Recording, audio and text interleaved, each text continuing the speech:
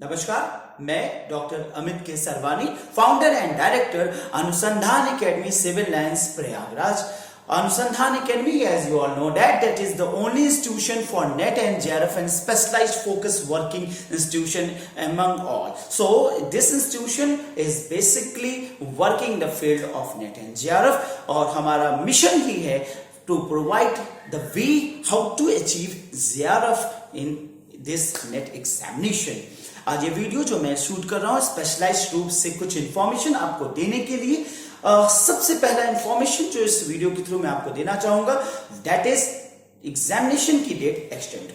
ये बात जाहिर सी बात है, कुछ स्टूडेंट्स जिनको ये नहीं पता है एग्जामिनेशन की डेट एक्सटेंशन के विषय में, सो उनके लिए ये एक बहुत इंपॉर्टेंट इंफॉर्मेशन, वो अभी भी चांस रखते हैं 15 जून तक एग्जामिनेशन की डेट एक्सटेंड कर दी गई। 15 जून बहुत होता है, इधर 15 दिन आपको और मिल जाते हैं उनके लिए भी जिनको ये था डर की एग्जामिनेशन जो है वो प्रिपरेशन कैसे कर पाएंगे कम समय। तो फॉर इंफॉर्मेशन एक और भी बनती है स्टूडेंट्स, लास्ट वीडियो में इसी बात की चर्चा हो रही थी कि एग्जामिनेशन जो है वो कब तक होने की संभावना है। सो इन दैट एस्पेक्ट जो अभी तक जो हमने एनालिसिस किया वो ये कि जो समय हमारा अब तक जाहिर हुआ था वो वास्तव में हमें फिर से मिल गया है। अगर इस दृष्टिकोण से देखें कि 2 महीना हमारा इस लॉकडाउन के पीरियड में खराब हुआ, तो एक प्रकार से वो 2 महीना हमें फिर से रिगेन हो जा रहा है। 15 जून जो कि संभावित तिथि थी एग्जामिनेशन होने की,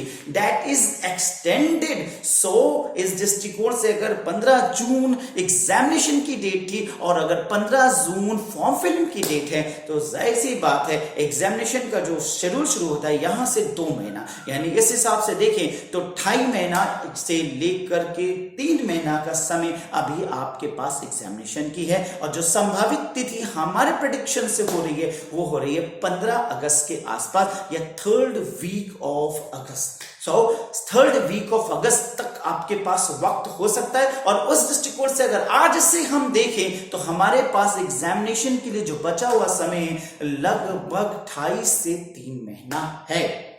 2.5 से 3 महीना बहुत होता है स्टूडेंट्स तैयारी करने के पॉइंट ऑफ व्यू से। अगर हम देखें तो इतना ही वक्त हमारे पास था जब लॉकडाउन लगा, और उस समय से अगर अभी भी हमारे पास उतना ही वक्त है तो कोई प्रॉब्लम नहीं है, कोई समस्या नहीं है। एग्जामिनेशन के लिए अभी हम पूरी तरीके से माइंड को सेटअप कर सकते हैं। नाउ अनलॉक्स की सिचुएशन भी है जिसकी वजह से अब ऐसी भी समस्या नहीं है कि हम अपनी थोड़ी थोड़ी बेसिक आवश्यकताओं को पूरी नहीं कर सकते, बेसिक नीड्स को भी पूरी किया जा सकता है।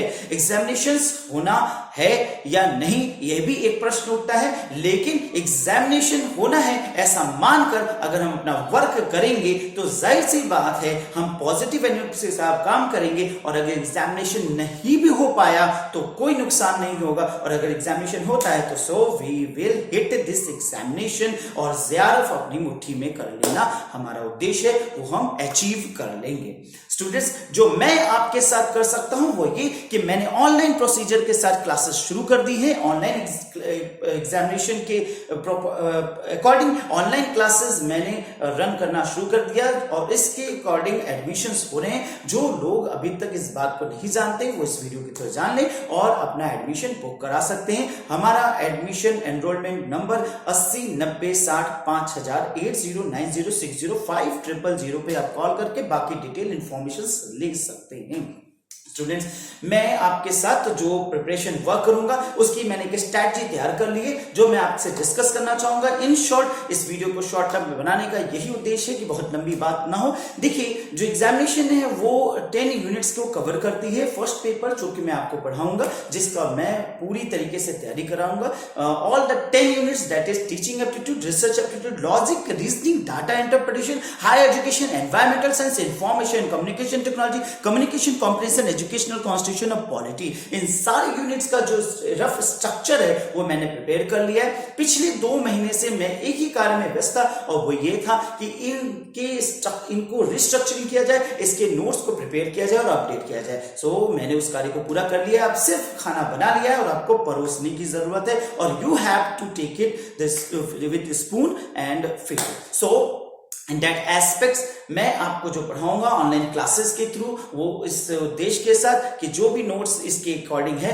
वो आपको प्रोवाइड करता चलूं। इसमें जो सबसे इंपॉर्टेंट चीज है जो स्ट्रेटजी के अकॉर्डिंग वो ये है कि मैं हर यूनिट के बाद आपको 15 साल का क्वेश्चन उस यूनिट का तुरंत डिस्कस करूंगा। दैट इज अगर हायर एजुकेशन पढ़ाया गया तो हायर एजुकेशन में जो 15 साल में जितने क्वेश्चन आए हैं उनको उसी समय डिस्कस कर लिया जाए। अब 15 साल के अगर हम क्वेश्चन को देखें तो अप्रोक्सीमेटली 100 से 150 क्वेश्चन जो है वो छट के निकल के आते हैं। अब 100 से 150 क्वेश्चंस इस दृष्टिकोण से देखा जाए तो सभी 10 यूनिट्स के एग्जामिनेशन से पहले तक में हमारे पास 150 यानी गुणे 10 यानी लगभग 1000 से 1500 क्वेश्चंस की प्रिपरेशन हो चुकी होगी जो ईयरली क्वेश्चंस है। अब ईयरली क्वेश्चंस का क्या महत्व है ये जानिए। ईयरली क्वेश्चंस हूबहू रिपीट तो होना उतना ज्यादा जरूरी नहीं है, लेकिन ईयरली क्वेश्चंस से जो ऑप्शंस होते हैं, यानी एक क्वेश्चन के अंतर्गत 4 ऑप्शंस होते हैं, उन 4 ऑप्शंस को देखा जाए तो उन 4 ऑप्शंस का जो डिस्कशन होगा उसी ऑप्शंस के डिस्कशन से नए क्वेश्चंस निकल के आएंगे।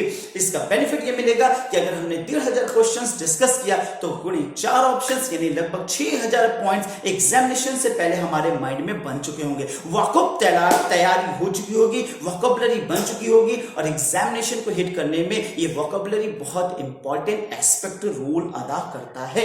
इसलिए ये ईयरली क्वेश्चन डिस्कशन हमारा सबसे बड़ा मानक तंत्र होगा। जनरली हर इंस्टीट्यूशन यही करते हैं कि अपने अनुसार बनाए गए नोट्स को कवर कर दिया जाता है और फिर एग्जामिनेशन से एक सप्ताह पहले हम ईयरली क्वेश्चंस को डिस्कस करते हैं। जाहिर सी बात है वो समय ऐसा होता है कि बच्चों के माइंड के ऊपर बहुत बड़ा प्रेशर होता है और वो क्वेश्चन डिस्कशन जैसी चीजों में न फंस के ईयरली अन्य नोट्स पे लगे रहते हैं और ये सबसे बड़ा ड्रॉप है। इसलिए मैंने ये योजना बनाई है कि ये जो यूनिट है इस यूनिट की खत्म होते ही तुरंत ही आपके साथ ईयरली क्वेश्चन डिस्कस करता चलूं, जो कि 100-150 क्वेश्चन हर यूनिट के बाद अगर डिस्कस होंगे तो आप ये भी देखोगे कि जो पढ़ाया गया वो अनुरूप है या नहीं, और दूसरा आपने कितना सीखा है। इसके लिए मैंने एक और टारगेट किया है, वो हर यूनिट के बाद तुरंत ही एक टेस्ट कंडक्ट करना। यानी हायर एजुकेशन खत्म होता है, कम्युनिकेशन खत्म होता है, टीचिंग खत्म होता है, रिसर्च खत्म होता है, तो तुरंत ही उसका एक टेस्ट कंडक्ट कर देना। उस टेस्ट का 50 क्वेश्चन का एक टेस्ट आपको मैं हर यूनिट कराऊंगा। इस प्रकार से 10 टेस्ट मॉड्यूल मैं टोटल इस कोर्स के अंतर्गत कवर करूंगा।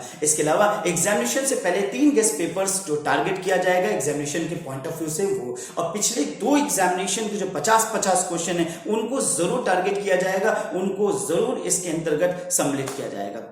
इस प्रकार से मैंने अपने पढ़ाने की योजना बनाई है। लेकिन स्टूडेंट्स आपके लिए भी एक योजना है जो कि मैं चाहूंगा कि आप मेरे साथ कंट्रीब्यूट करेंगे तभी पॉसिबल हो पाएगा इस एग्जामिनेशन को कंप्लीट करने के लिए, और वो है कि आप आज ही से एक वर्क प्लान बनाएं, एक टाइम टेबल बनाएं, एक नियमित रूप से एक्सपर्टाइज होकर काम करना शुरू करें, जिसके लिए 12 घंटे शेड्यूल स्टडी करना शुरू कर दें। बहुत मुश्किल है 12 घंटे में, मान सकता हूं, क्योंकि 12 घंटे कंसंट्रेट होकर पूरे दिन एक जगह बैठा रहना मुश्किल है। लेकिन स्टूडेंट्स आपको इस लॉकडाउन का लाभ होगा क्योंकि आपने काफी लंबा समय वक्त घर पे गुजारा है, तो जाहिर सी बात है एक अनुभव हो चुका है अपने साथ रहने का। प्लीज मैं यही कहूंगा कि अभी वो चीज को बनाए रखिए और एग्जामिनेशन और महामारी से बचने, यानी एग्जामिनेशन को क्वालिफाई करने और महामारी से बचने का सबसे अच्छा उपाय है कि अपने आप को अपने लक्ष्य के लिए डिवोट कर दें और अगले आने वाले 2.5 से 3 महीने में सिर्फ और सिर्फ एक टारगेट करें, और वो ये टारगेट करें कि 12 आवर्स डेली स्टडी कैसे किया जाए। अब आप कहेंगे सर 12 आवर्स काम करना,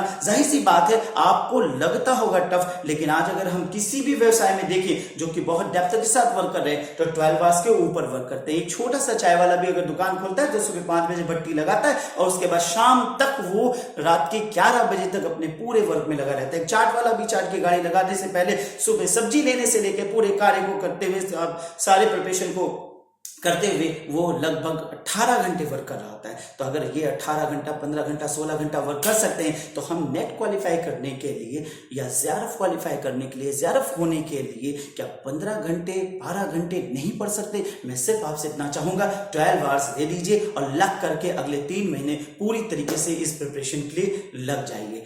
स्टूडेंट्स, ऑनलाइन क्लासेस अगर आप ज्वाइन करते हैं मैं आपको पूरा मदद करूंगा कि कितना भी फोकस हो सके, जो भी आपके प्रॉब्लम्स हो, क्वेरीज हो, उनको दोनों मीडियम से, जैसे सिंक्रोनमस यानी तुल्यकालिक और असिंक्रोनमस एसिंक्रोनमस यानी अतुल्यकालिक रूप से मैं आपको उसे प्रोवाइड करूंगा। मैं आपको विभिन्न माध्यमों से बेसिकली जूम के थ्रू क्लासेस को कंडक्ट करते हुए और यूट्यूब के थ्रू वीडियोस को अपलोड करते हुए इन मीडियम्स को, इस नॉलेज को या ये मैटर्स को आपको प्रोवाइड करता रहूंगा। मैंने पीडीएफ मैटर को अपडेट कर लिया है और सारे PDF एक यूनिट के खत्म होते ही या यूनिट वाइज यूनिट जो मैं आपको पढ़ाता चलता हूँ उसको देते चलता हूँ, जिससे कि आप उसका और मॉक टेस्ट ऑरल टेस्ट में लेता चलूंगा। स्टूडेंट्स, मेरे इस इन्फॉर्मेशंस को जितना हो सके आप शेयर करिए, हो सके इतना जितने लोग आपके फ्रेंड्स हैं उनको बताइए, एंड सब्सक्राइब करिए मेरे चैनल को, ताकि जो भी मैं कुछ अभी अपडेशन हो वो आपको देता चलूं।